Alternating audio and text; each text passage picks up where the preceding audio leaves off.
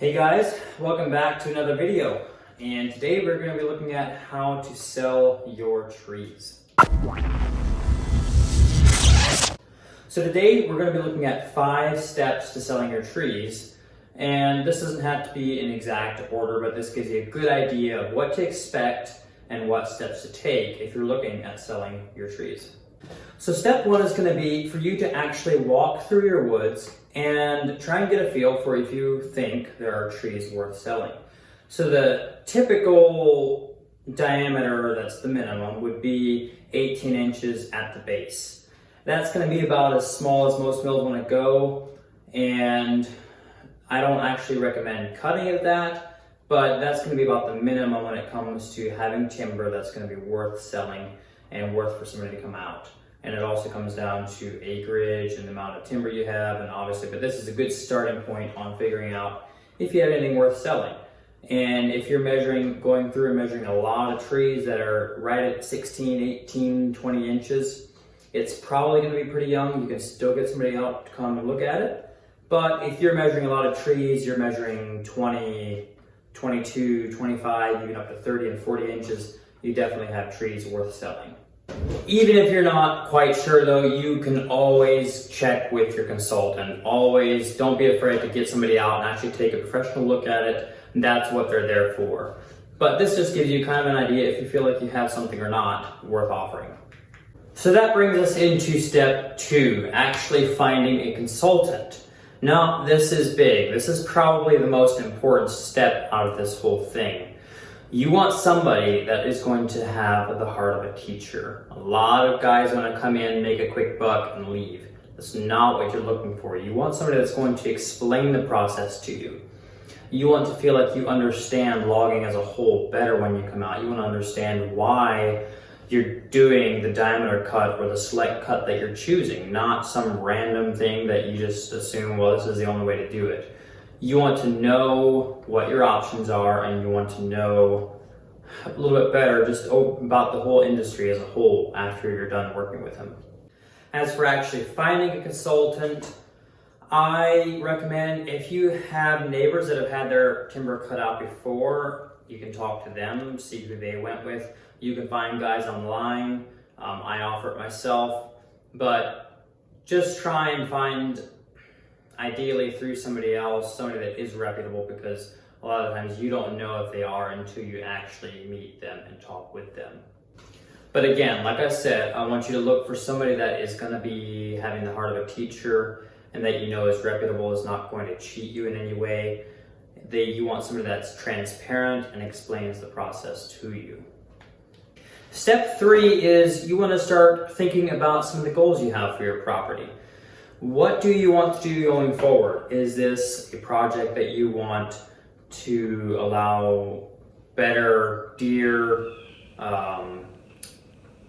woods? Do you want to manage your timber over time that's going to produce an income every 5 to 10 years? Do you want to maximize the amount of money you get out of your timber now? If you're in a pinch and you need the most money you can out of your timber now, that's also an option. But start thinking about what you want to do going forward with your property, and that's going to be the starting point for having that discussion with your consultant. Now, if you've selected a quality consultant and they do have the heart of a teacher, they're going to help you in this process of selecting what goal you have for your property, and there can be multiple. But they're going to explain which ones are most applicable to your property and what you want to consider, going forward. And they're going to help create a game plan to put that goal into effect. And they're going to help you decide what trees should be cut, which ones should be left, and all of that. And that's what you're looking for in a consultant.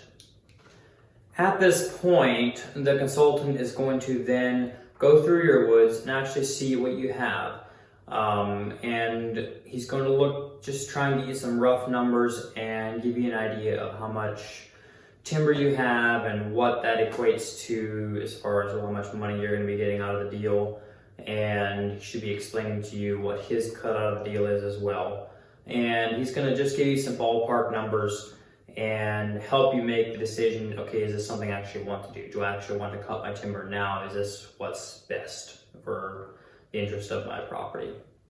Once you've decided to go forward with this, he's going to then go in and actually do a detailed breakdown of what all is there. He's going to scale the individual trees. He's going to, if you're doing a select cut, he's going to mark the individual trees. And he's going to give you a breakdown of what all is there, and should be telling you even down to the individual tree, the board feet in each tree, and then your total price, what you're going to be getting out of the whole deal. Step 5.